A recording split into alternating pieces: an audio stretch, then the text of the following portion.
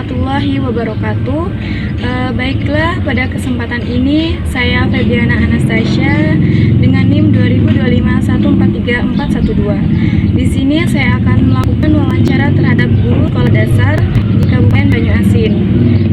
Di sini saya melakukan wawancara ini untuk memenuhi tugas ujian tengah semester saya pada mata kuliah pedagogik yang diampu oleh Ibu Nika Rosa Agustina, Magister Pendidikan. Baiklah, mungkin itu saja yang saya sampaikan. Selamat menyaksikan video wawancara tersebut. Assalamualaikum, Bu. Waalaikumsalam. Baik, di sini mohon maaf, Bu, saya mengganggu waktu Ibu. Ya, tidak apa-apa. Ada yang bisa saya bantu? Sebelumnya, perkenalkan, nama saya Febiana Anastasia. Saya dari Universitas PGRI Palembang. Nah, di sini saya itu dari Prodi Pendidikan Guru Sekolah Dasar. Saya mendapatkan tugas dari dosen saya, mata kuliah pedagogik. Nah, tugas saya ini permasalahan selama pembelajaran, Bu. Nah, di sini saya ingin meminta waktu Ibu. Kalau boleh tahu, dengan Ibu siapa ya? Baik, saya sendiri kebetulan dengan Ibu Miarsi. Iya. Nah, Ibu ini kalau boleh tahu ngajar di mana ya, Bu? Iya, Ibu ini ngajarnya di SDN 15 Air Kumbang. Baik, kalau di situ kira-kira seluruh siswanya itu ada berapa, Bu? Siswanya karena di SDN 15 itu warganya sedikit, jadi siswanya itu cuma 90 siswa. Itu di kelas berapa ya, Bu? Ibu sendiri ngajarnya di kelas 2, Ibu kelas rendah. Kalau boleh tahu, kan di sini saya ingin mempertanyakan tentang permasalahan pembelajaran ya, Bu. Iya. Selama Ibu mengajar, kira-kira ada tidak permasalahan selama Ibu pembelajaran di kelas Ibu? Iya, baik. Kalau permasalahan itu pasti banyak, Dek. Iya.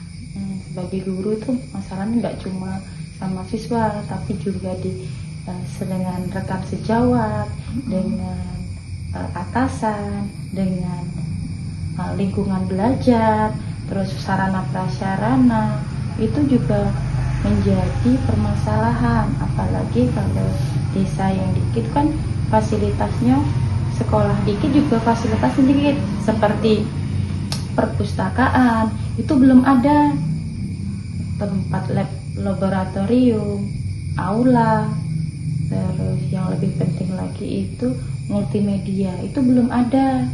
Jadi di sekolahan Ibu ngajarnya masih dengan media pembelajaran seperti biasa, belum yang media digital, karena sinyalnya termasuk susah gitu.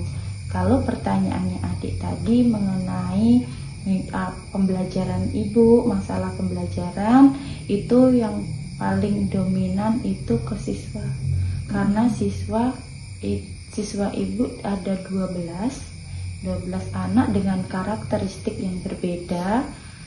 Itu menjadi masalah yang signifikan buat Ibu, karena saya sendiri merasa belum puas dengan hasil yang saya terapkan di kelas Ibu. Dengan metode ceramah yang Ibu terapkan seperti itu, anak-anak itu kurang minat. Jadinya belajarnya itu kan dia tidak tertarik dengan saya. Anak itu sibuk ngobrol, ganggu temannya. Seperti itu. Iya, saya ini masih permasalahan ini yang harus saya, karena tiap hari saya kan ketemunya sama siswa. Karena saya seorang guru, tiap hari harus bertatap muka dengan siswa.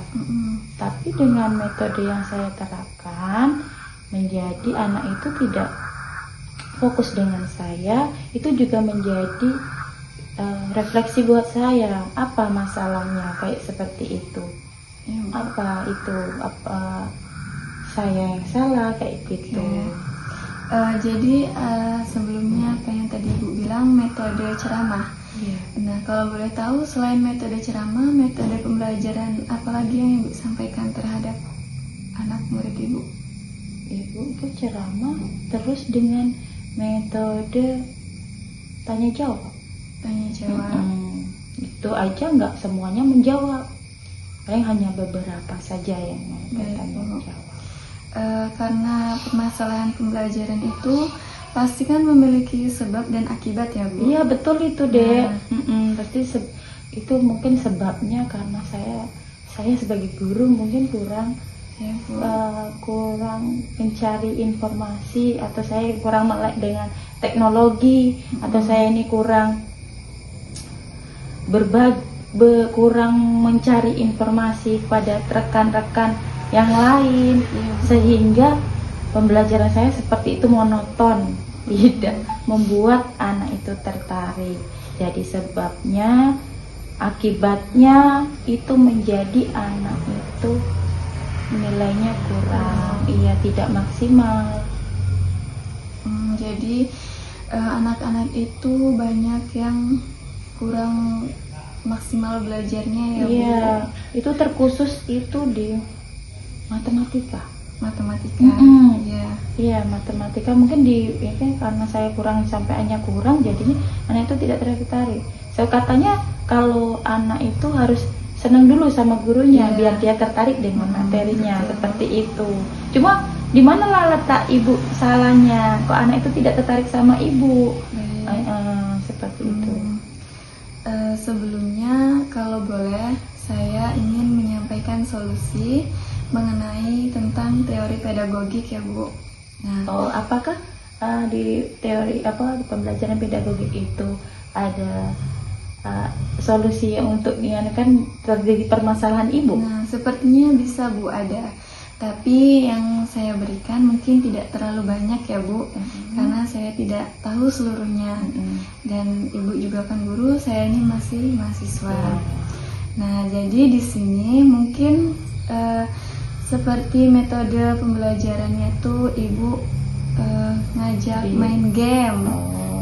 Jadi harus diajak main game. Iya Bu, karena main seru-seruan tapi masih tetap belajar.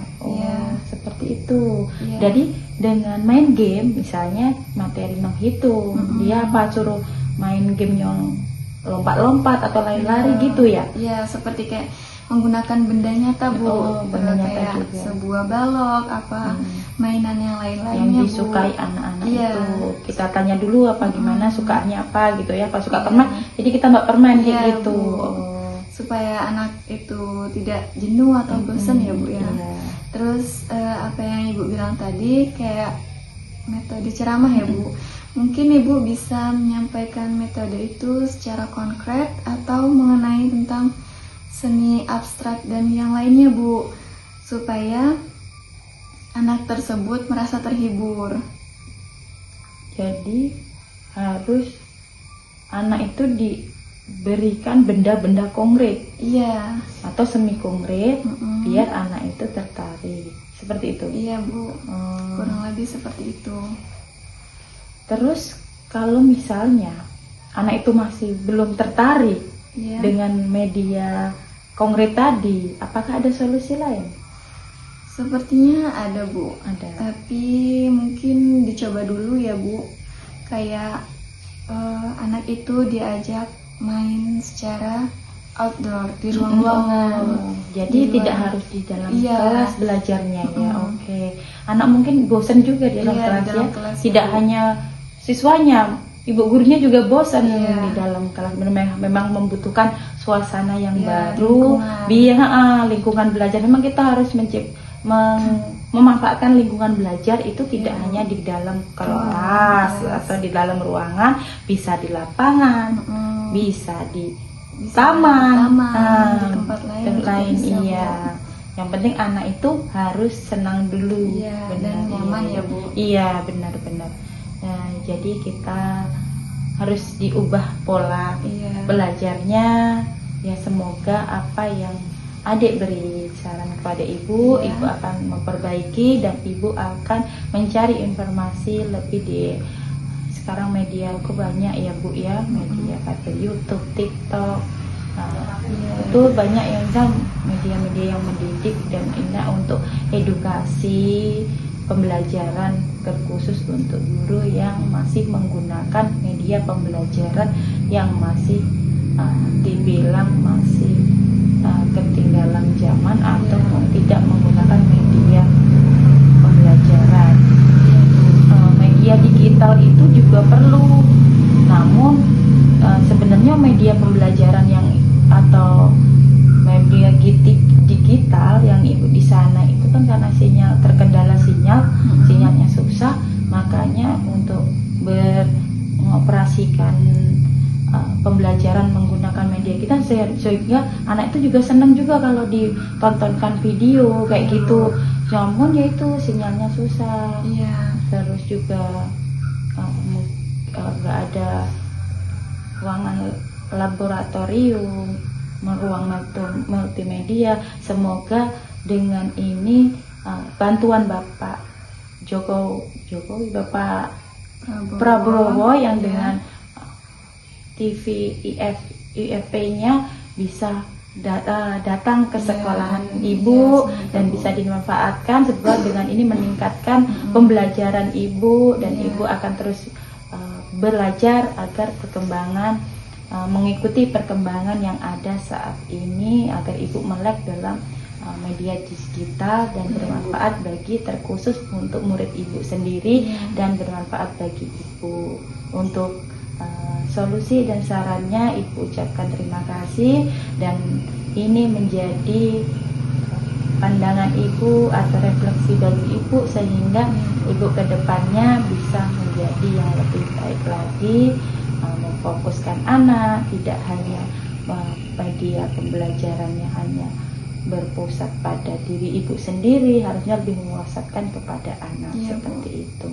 Ya, sebelumnya di sini saya juga banyak terima kasih Bu, karena Ibu telah meluangkan waktu Ibu untuk membantu saya mengerjakan mata kuliah saya, yaitu pedagogik, dengan tugas bertanya tentang permasalahan ya Bu. Iya, sama-sama. Semoga wawancara ini bisa membantu tugas mata kuliah adik dan bermanfaat bagi ibu. Terima kasih Bu. Iya, sama-sama.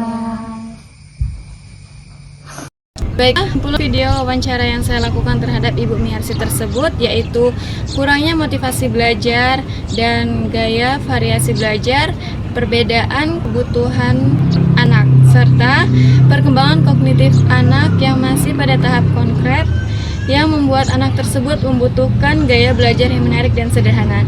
Baik, itu saja kesimpulan yang saya sampaikan. Saya akhiri. Wassalamualaikum warahmatullahi wabarakatuh.